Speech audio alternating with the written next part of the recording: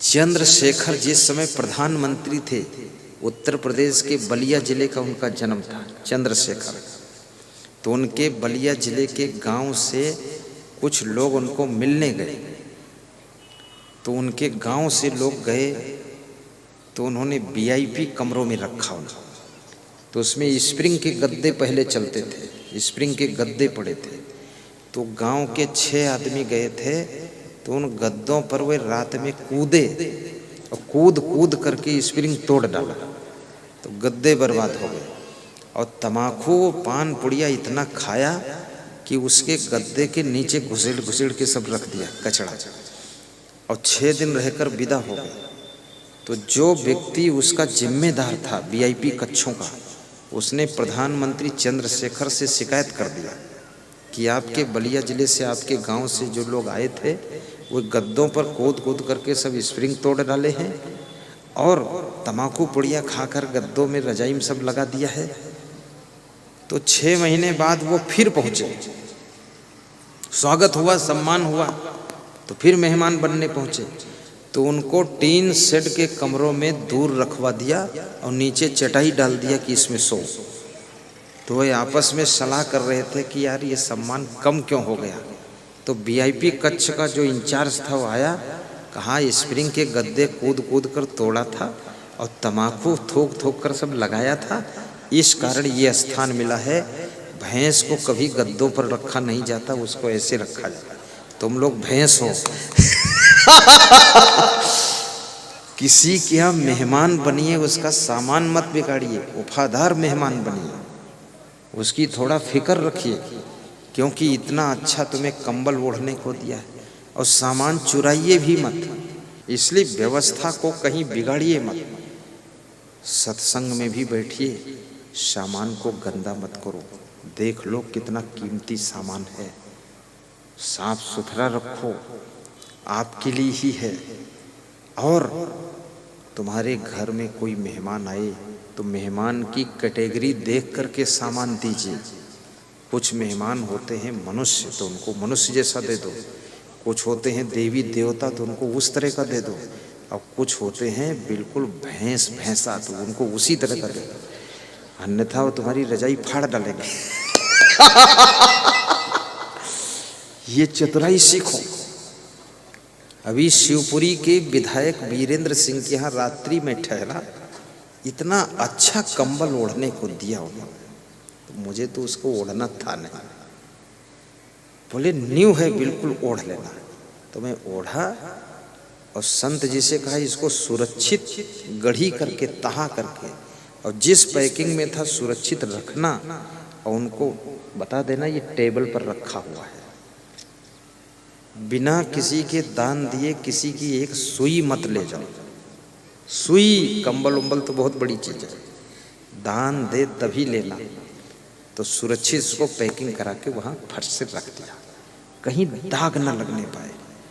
अभी जहाँ जैन धर्मशाला में मैं ठहरा हूँ, 2 बार पोंछा हम लोग लगाते हैं, बड़े बड़े हाल में सीढ़ियों को रगड़ कर पोंछते हैं।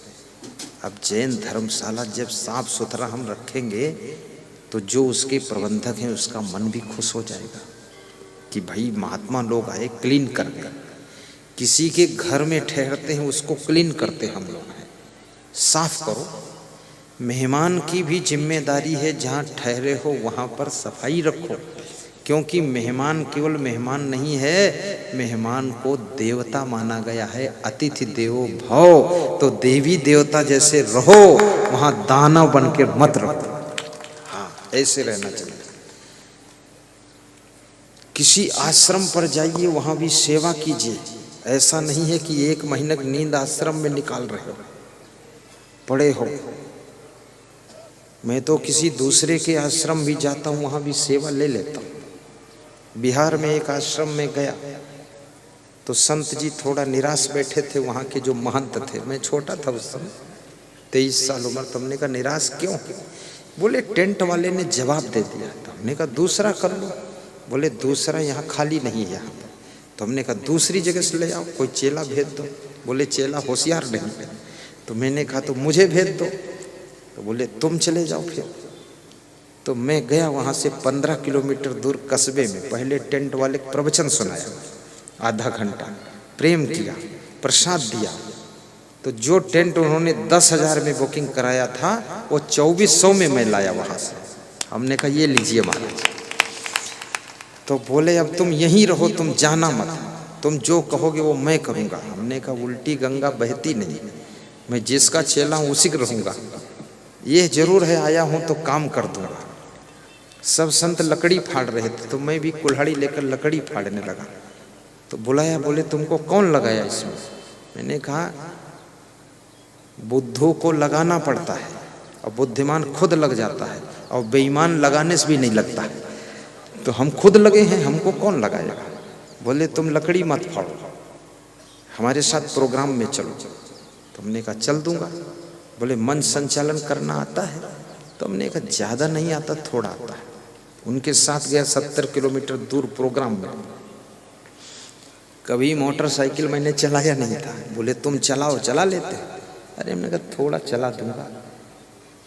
तो हवाई अड्डे के फील्ड में सीखा जाकर थोड़ा, और फिर उसको ले गया पहले दिन बिठा के महंत को, वहाँ मन संचालन किया, प्रवचन किया।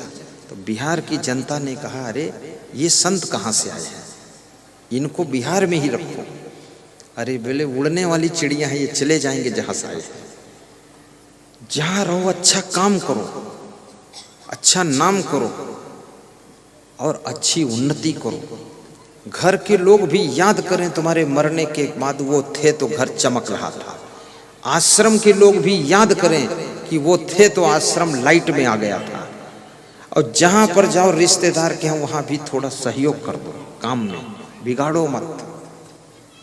किसी के यहाँ शादी में जाओ तो वहाँ रसगुल्ला बहुत मत खाओ, एक पीस खाइए, इसमें पैसा खर्च होता ना।